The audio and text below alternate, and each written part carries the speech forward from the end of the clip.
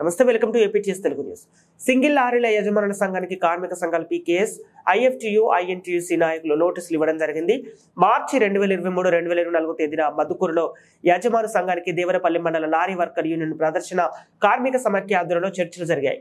యజమానుల సంఘం వారు డ్రైవర్లకు జీతాలు పెంచమని అగ్రిమెంట్ చేయమని తెలపడంతో చర్చలు విఫలమయ్యాయి. అనంతరం సింగిల్ లారీలపై పనిచేస్తున్న కార్మికులు దుద్దుకూరులో యూనియన్ ఆఫీస్ వద్ద నిరసన శిబిరం ఏర్పాటు చేసి సమ్మె బాట పట్టడం జరిగింది. కార్మికులకు వేతనాలు పెంచి అగ్రిమెంట్ చేసే వరకు సమ్మె విరమించబోమని ప్రగతిశీల కార్మిక సమాఖ్య రాష్ట్ర అధ్యక్షుడు ఎస్కే మస్తాన్ తెలిపారు.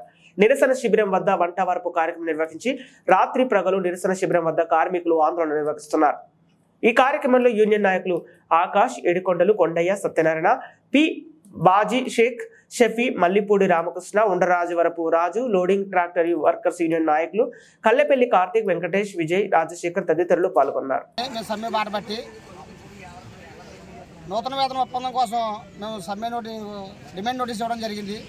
అలాగే కస్టమర్లు ఉన్న కోరి వర్కర్స్ యాజమాన్యం వారు మాకు మా డిమాండ్లు అంగీకరించి నూతన వేతనం ఒప్పందం చేయడం జరిగింది. అలాగే సింగిల్ ఓనర్స్ యూనియన్ వారు మమ్మల్ని పిలిపించి మేము చేయము, 1 సంవత్సరం వరకు మేము చేయలేము అని చెప్పడం జరిగింది. చెప్పిన మరుక్షణం మేము వెంటనే సమ్మె బాట పెట్టాం. ఈ రోజుకి 2వ రోజు.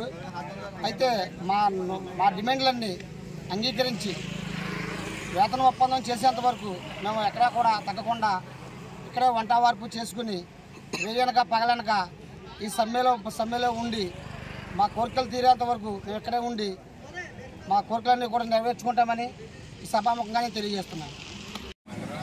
దేవరపల్లి మండలం దేశర్ల, ఐపంగిడి ప్రాంతాల్లో మరి క్వారీ లారీలపై పనిచేస్తున్నటువంటి వేలాది మంది కార్మికులు వీళ్ళు గత 30 సంవత్సరాల నుంచి ఇక్కడ డ్రైవర్లుగా పనిచేస్తూ ఉన్నారు. అదే క్రమంలో ప్రతి 3 సంవత్సరాలకు ఒకసారి వేతన ఒప్పందాలు జరుగుతాయి. అదేవిధంగా గతంలో చేసుకున్న వేతన ఒప్పందం మార్చి 3వ తేదీన ముగిసినది. తిరిగి మళ్ళీ నూతన వేతన ఒప్పందం కోసం 12 డిమాండ్స్తో యజమానులకు 4 రోజుల క్రితం నోటీస్ ఇవ్వడం జరిగింది. అయితే క్వారీ అండ్ క్రషర్ యజమానులు లారీ డ్రైవర్లకి వేతనాలు పెంచారు. గత జీతాలపైన 3400 రూపాయలు పెంచి, డైలీ బేటలు 40 రూపాయలు పెంచి, సంవత్సరానికి ఒక నెల జీతం బోనస్గా, ఒక జత బట్టలు, ఇవన్నీ తదితర డిమాండ్లతోటి అగ్రిమెంటు చేసుకున్నారు. అది క్వారీ అండ్ క్రషర్ ఓనర్ల వేతన ఒప్పందం ముగిసింది.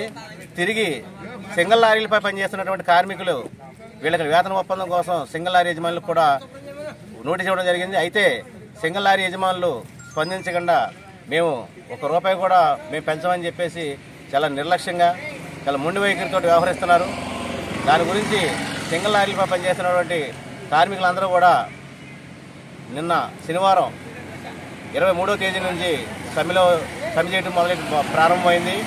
మరి మా సింగిల్ లారీల న్యాయమైన కోరికలు, కార్మికుల కోరికలు అంగీకరించి వేతన ఒప్పందం జరిగే వరకు కూడా ఈ పోరాటాన్ని మేము కొనసాగిస్తామని తెలియజేస్తున్నాం. అదేవిధంగా ఇక్కడ వచ్చిన కార్మికులందరూ కూడా ఇక్కడే ఉండి వంట వార్పు, భోజనాలు కూడా ఇక్కడే చేసి వంట వార్పు కార్యక్రమాలు నిర్వహించి మా సమస్య పరిష్కారం అయ్యే వరకు కూడా మరి ప్రగతిశీల కార్మిక సమాఖ్య ఆధ్వర్యంలో మా లారీ కార్మికులందరూ కూడా ఒక ఐక్య పోరాటాలకి మరి సిద్ధంగా ఉండి సంఘటితంగా మా హక్కులు సాధించుకుంటాం.